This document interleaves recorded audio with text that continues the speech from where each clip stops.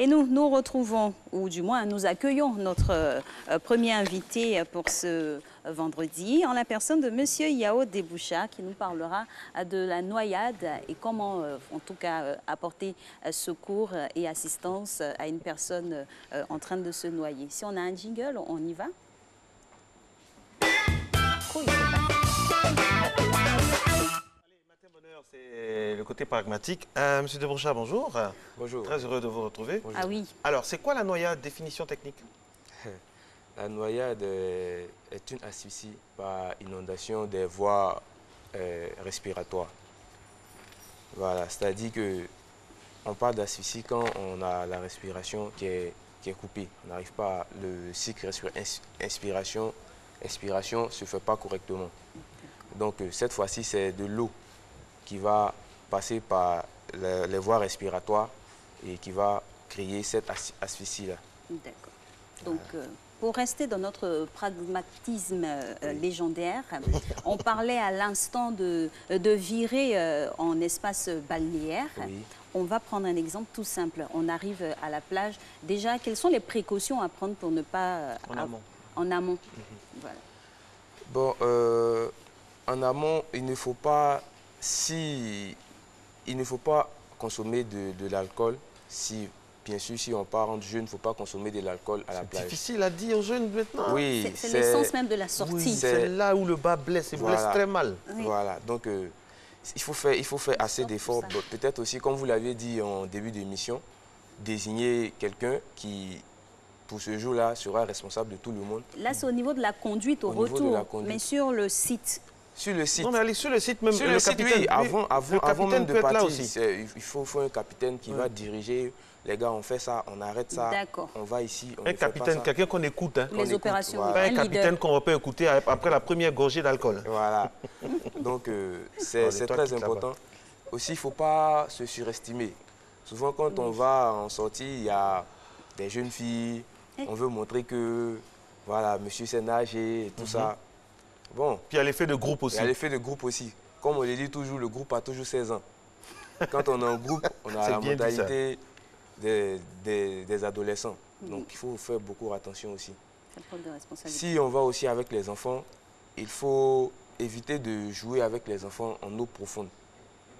Voilà, surtout à la plage. Quand il y a les vagues, il faut éviter de jouer avec les enfants quand la marée monte.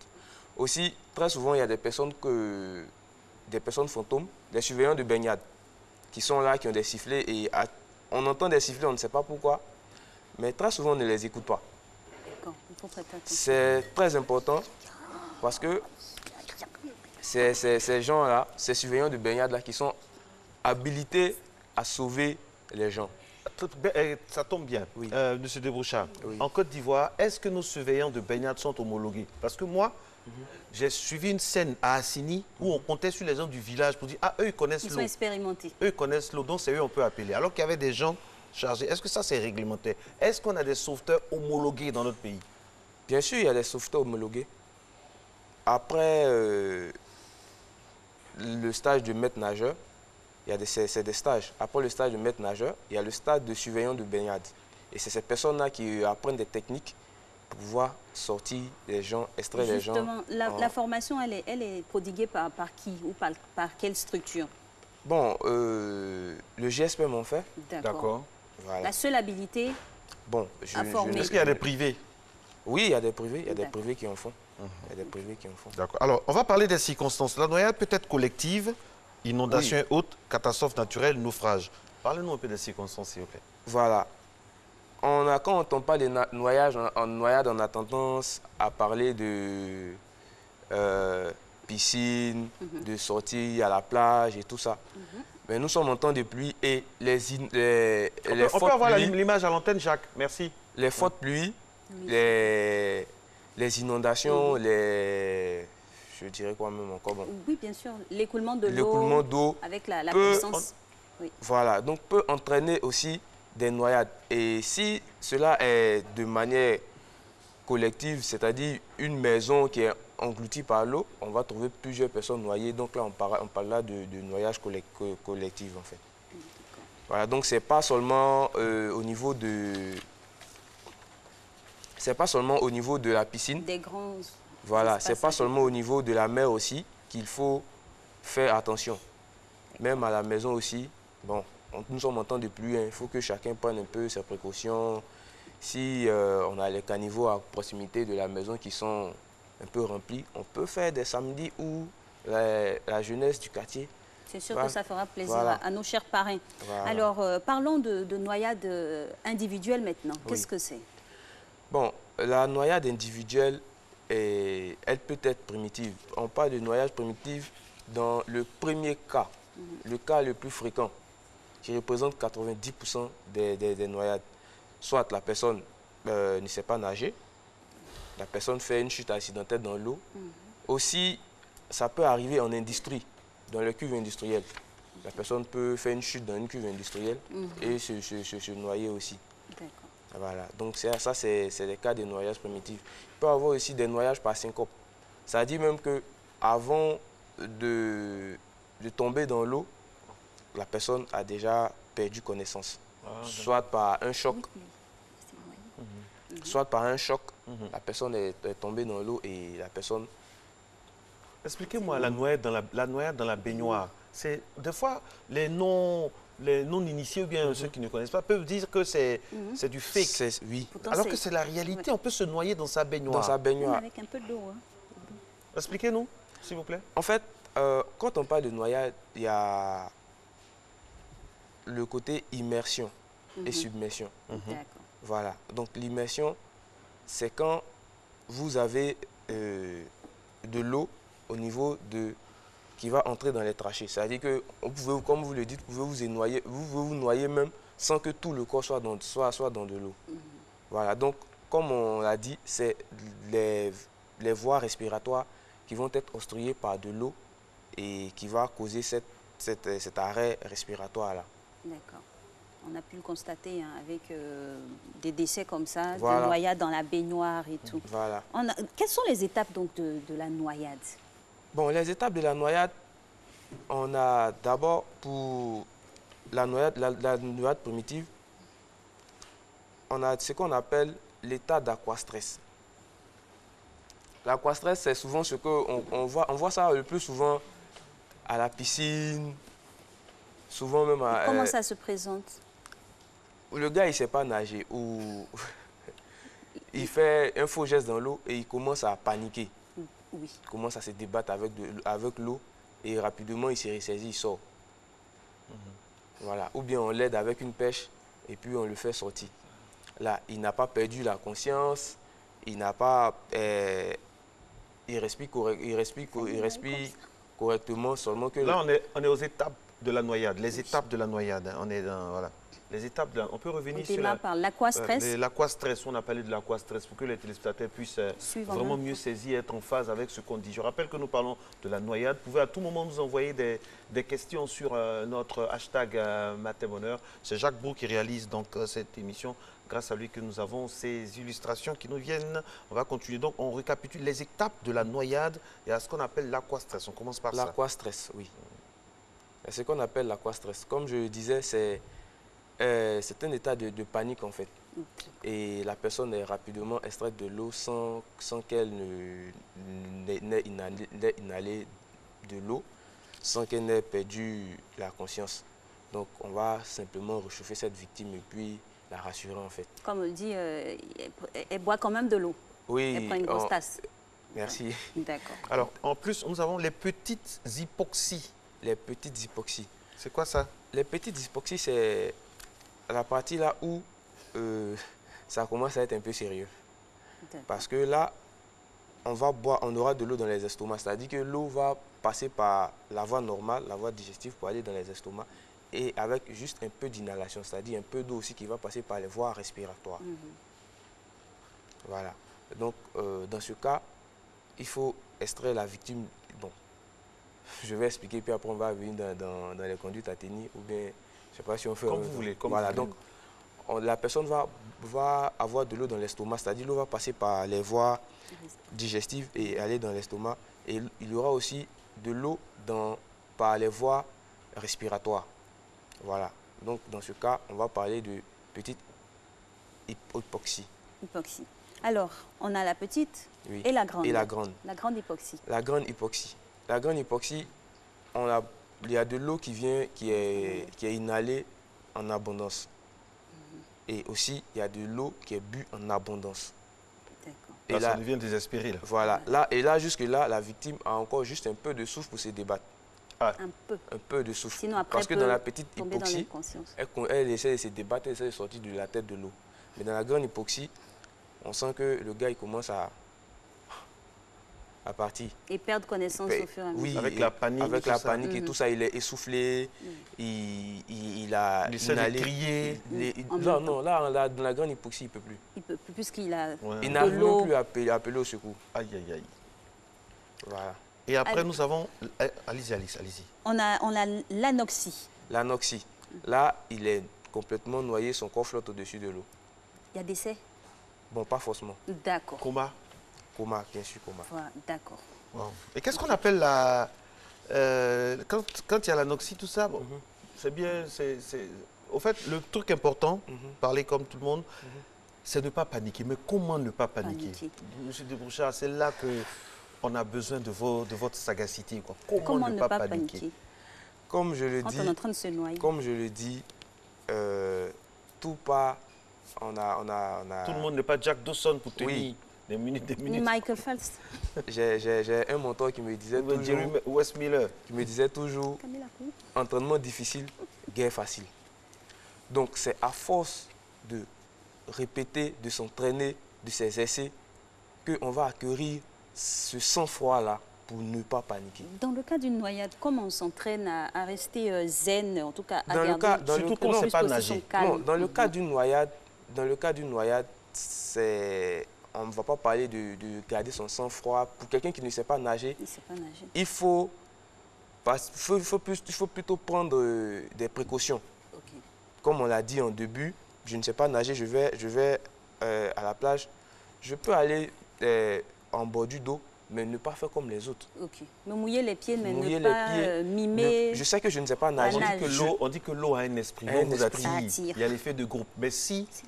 Oui, quand c'est comme ça, qu'est-ce qu'on fait? Si à notre corps défendant, on est là-dedans, on se laisse emporter. Ou bien par un accident, on touche du bois, par un accident, on est dans l'eau, ou bien bon, on est justement, dans une pirogue. C'est pourquoi, mais vous pouvez prendre des cours de natation, surtout que la natation est un sport complet.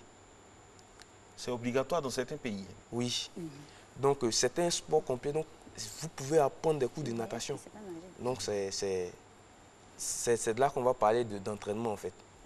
Voilà. Bon, pour quelqu'un qui ne sait pas nager, qui va à la plage, il faut plutôt rester sobre, ne pas consommer d'alcool, ne pas prendre de risques. On parle de plage, à la piscine aussi. À la piscine aussi, c'est pareil. Tous les coins d'eau. Tous les coins d'eau. Oui, parce que même dans la baignoire, on peut se noyer dans la baignoire. Oui. Si on consomme de l'alcool, on reste affaissé dans la baignoire. Mais avec une bouteille de champagne à côté de la baignoire, comme certains, ça fait bizarre. Oui, on peut voilà. Et aussi, il y a le changement brusque de température. Oui, je suis là et tout d'un coup je saute, je tombe dans la piscine. C'est déconseillé. Parce qu'il y a un changement brusque de température au niveau dans le corps. C'est pourquoi il faut se mouiller.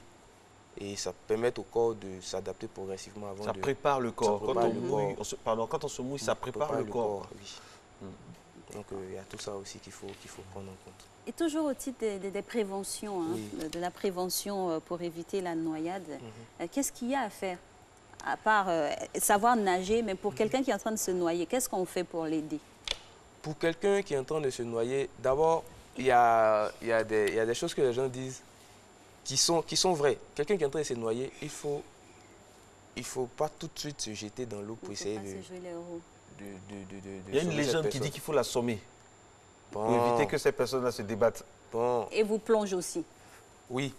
Si une personne qui est agitée dans de l'eau, si vous allez directement, la personne va essayer vous emporter aussi. Parce que la personne cherche un appui en fait. Donc il va vous utiliser comme son appui. Ce n'est pas son intention de vous noyer, mais lui il cherche un appui. Dans la panique, oui. Donc il va vous utiliser comme son appui. Voilà, donc s'il y a possibilité dans une piscine par exemple de lui tendre une pêche, ou bien de lui lancer un bouet, une bouée. Ça sera plus plus pratique. Plus commode. Voilà. Et à la mer, puisqu'il y a des gens qui nagent... À la mer, comme je le disais, il y a des surveillants de baignade qui sont entraînés pour ça, qui ont des techniques, qui savent comment prendre. Honnêtement, moi, je n'ai pas confiance, franchement. Parce qu'on a eu trop de... On a eu trop de choses qui sont passées. De cas d'incidents de noyade à la plage. Parce que moi, je ne peux pas accepter qu'on a des gens responsables de la noyade, de la surveillance, et on appelle les gens du village pour dire « Ah, eux, ils maîtrisent plus l'eau ». Souvent aussi, comme je le disais, c'est l'éducation aussi. Parce que quand on va à la plage, quand on entend des coups de sifflet, ça veut dire que la marée est haute. Donc, il faut quitter. Mais il y a des gens qui s'entêtent à rester dans l'eau.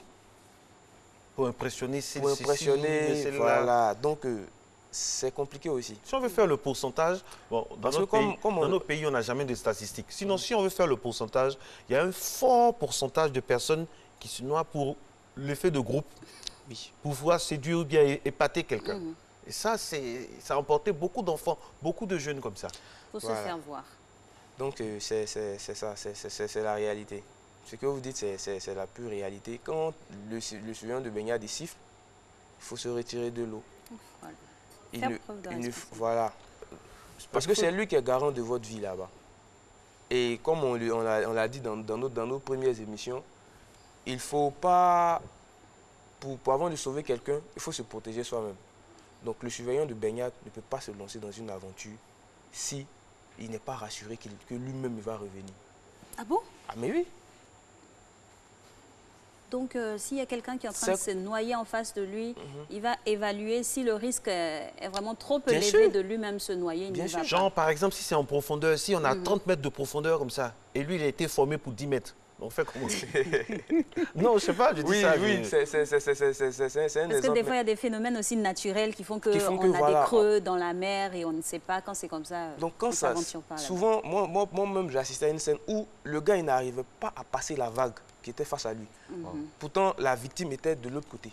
Il essaie plusieurs fois, mais l'eau le fait revenir. Mais vous, au moins, il a essayé. Moi, je connais des sauveteurs qui disent, non, ici, l'eau, là, il faut qu'on appelle quelqu'un qui a assigné, qui connaît l'eau, là. Mais je ne comprends pas. Est-ce que ça fait partie des livres de sauvetage? Non. Non, c'est comme ils habitent l'endroit, eux, ils connaissent mieux l'eau, là. C'est culturel, ça fait partie des rites, on se dit que voilà. Moi, je veux savoir, quoi, devant tout le monde aujourd'hui, est-ce que... Les peuples lagunaires ont la maîtrise de l'eau. Est-ce que le sauveteur s'efface devant les autochtones quand il y a une noyade? Bon, ça, c'est des mythes africains, je ne veux pas... Quoique des fois, c'est eux qui sont vraiment... qui ont la dextérité pour sauver, hein. C'est pourquoi j'ai dit... Et on est là, on voit un sauveteur... C'est subjectif. C'est des mythes africains. On est à la plage, on est en plein... À la plage, on voit un sauveteur qui vient du village, un sauveteur non homologué. Et sans protection, lui n'a aucune protection, il plonge, il ressort avec la victime. Donc bon... L'Afrique et ses grands mystères. Je ne veux pas... Pourquoi ne pas envoyer une brigade pour plutôt prendre ces personnes-là directement pour sauver les gens que de former soi-disant des gens qui après vont nous laisser tomber ou bien nous tendre simplement une planche. C'est ça aussi. Non, on en rigole, mais c'est important, M. Desbouchard. Oui. La compétence pour sauver. À cette allure, ça, c'est à la plage. Dans les piscines aussi, la vigilance. Il faut au moins plusieurs sauveteurs. Je ne sais pas le ratio, combien de sauveteurs pour des personnes dans la piscine ou à la plage, mais on a eu dans un grand hôtel de la place un drame avec un couple qui a laissé son enfant dans l'eau. Et on a évité même des drames de justesse. Alix, on va en parler. Ah oui, témoignage. Hein. Oui, il faut surveiller les enfants. Parce qu'ils ont tendance à se dire que c'est un milieu qui n'est pas très hostile, c'est familier, c'est de l'eau, ça ressemble à quand je prends mon bain. Il y a des petits garçons qui cherchent des requins dans la piscine. Effectivement, tu me sens dans l'introduction de la prévention, on a décrit qu'il faut faire attention parce que il ne faut pas laisser les enfants à la piscine ou à la plage sans surveillance. Non, mais quand on les confie aux moniteurs, aux apprenants, et que là, il n'y a pas de surveillance encore. Il y a des équipements, des ceintures de natation qu'il faut mettre aux enfants. C'est obligatoire. Quand c'est à la piscine. Il faut mettre, c'est obligatoire. Il faut le dire. Et puis, l'élément le plus important d'un sauveteur, ce n'est pas ses bras pour nager, mais c'est ses yeux pour remarquer. Pour observer, effectivement. Parce qu'on voit des gars... Moi, c'est vrai qu'on ne critique pas pour critiquer. Hein. Parce que quand on va à la piscine avec les enfants, le sauveteur vient et puis fait un selfie avec vous. Pendant qu'il y a des enfants. Il y a d'autres enfants qui Pendant qu'il y a des enfants dans l'eau. Ah, monsieur, mais madame Alice, ah, c'est vous qui passez à la Une télé. minute d'inattention. Non, quand même. La Ça vie peut- des enfants, à ce moment-là, ça y est, c'est comme les personnes qui sont les tours de contrôle. Là. C'est du Il n'y a lait pas sur de du feu. plaisanterie, on est concentré, mais focus, quoi, sur les gens. Oui. Il doit y avoir une police même pour contrôler les sauveteurs. Non, mine de rien, c'est la vie de nos enfants. Parce que des fois, les enfants vont aller les nounous, on peut avoir confiance à 100%. Quoi. Mais les nounous, même, ce n'est pas leur rôle quand Oui, on oui, arrive oui. à la piscine. C'est le sauveteur ou le maître nageur qui Il y a doit un seul surveiller. sauveteur, parfois, pour moins Voilà. 200, 300 enfants. On Fait accepte comment? beaucoup les inscriptions, mais qui surveille les enfants là-bas? Monsieur de Bouchard, qu'est-ce que vous avez à dire? Défendez-vous, là. Bon, ben, Vous êtes à la barre. je ne suis pas propriétaire Oui, mais de vous piscine. êtes du Mais milieu. vous conseillez, qu'est-ce qui devrait Oui, être donc fait? c'est ce que je disais. Donc il faut adapter l'effectif des enfants à l'effectif des maîtres nageurs et à Franchement. l'effectif Merci beaucoup. des surveillants. Donc pour une piscine de soit 25 mètres, il faut peut-être un maître nageur ou un surveillant à chaque extrémité de la piscine pour suivre. Si Avec des assistants. si Parce que c'est l'homme est un homme, il peut des cours de natation qu'on donne aux enfants, il faut obligatoirement leur mettre des ceintures. D'accord. Et pour un maître nageur, il ne faut pas excéder 5 personnes, 5 enfants par maître nageur. Voilà. Dédicace spéciale à Maître Acré. Tout le monde le connaît du côté des sapeurs-pompiers. C'est l'un des formateurs les plus dangereux, mais positivement dangereux. Il nous a formés et déformés aussi. Maître Acré, si là, on le salue. Merci d'être resté avec nous, Monsieur Desbouchards. Merci à vous. Et puis, on espère un très très bon week-end. S'il pleut, attention, on fait attention. Et puis, si on va à la plage aussi, si on va à Sini ou à Bassam, il faut avoir la précaution de tout. Si on ne sait pas nager, franchement, il faut se tenir à carreau, au sens propre comme au sens figuré.